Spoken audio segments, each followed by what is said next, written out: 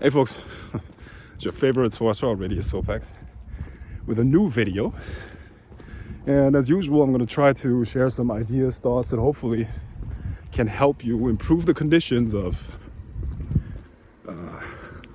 your magic, but also the overall conditions of your life. They go hand in hand. Okay, so let's begin.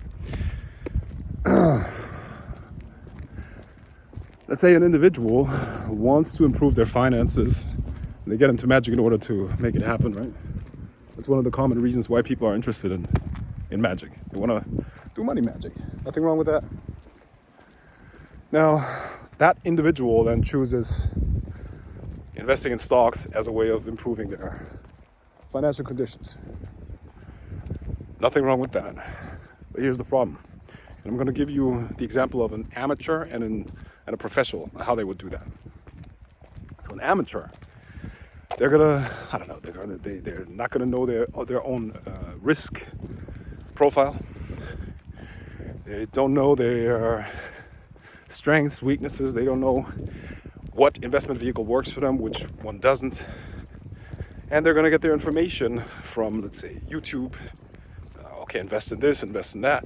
They're gonna read some common and well-known financial institutions, financial publications, which are nothing but financial propaganda.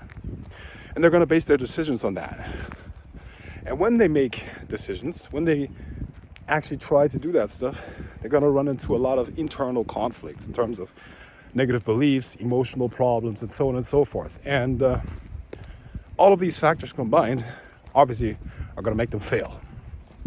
That's why in the markets there is a 90-90-90 rule, which means that 90% of investors lose 90% of their capital within 90 days. That's how it goes. A professional pretty much does the opposite. First of all, the professional has a solid understanding of the markets, a solid grasp of that.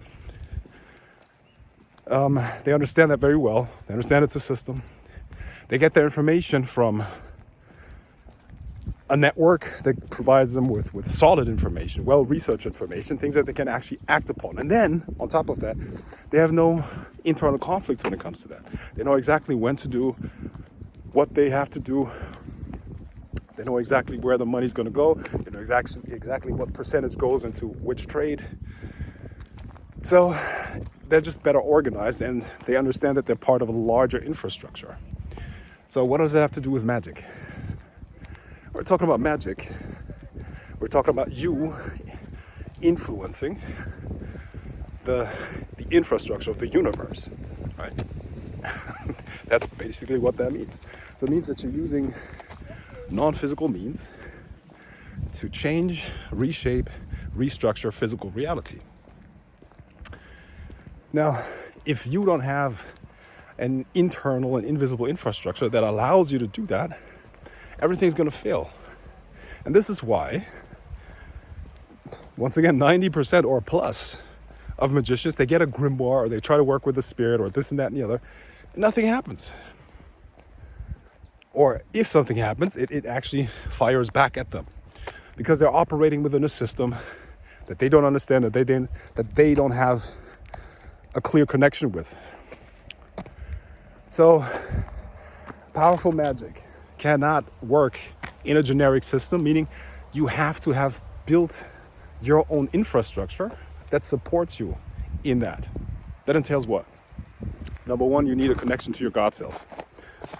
Number two, you need to align your mental infrastructure, your ideas, your worldviews, all of that with your God self. And then you have to get rid of your emotional problems, your emotional contradictory intentions. You have to restructure your sub-personalities, essentially, right? And then you have to take action on all of that. So, all of these things are highly, highly individual. They have to be done in an individualized way. There's no generic way of becoming a powerful magician, okay?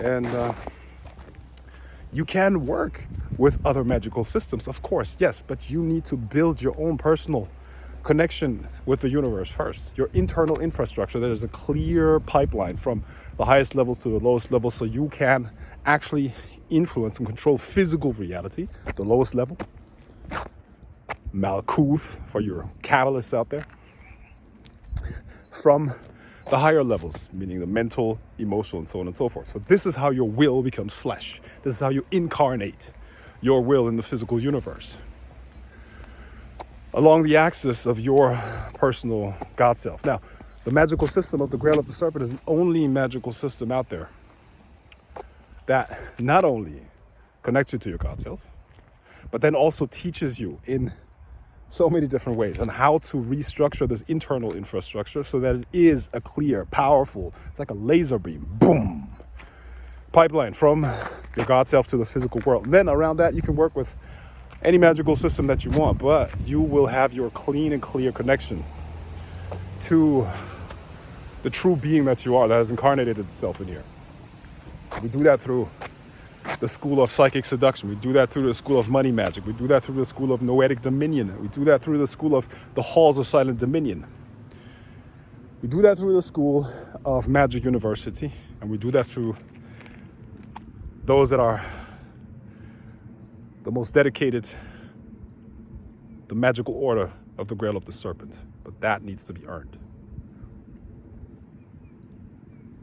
If you're interested in that, and I'm running out of time, I have to go. But if you're interested in that, check the links in the description under this video. Aurelius Sopax, out, one will, one empire, with the power of the Grail of the Serpent. Let's go.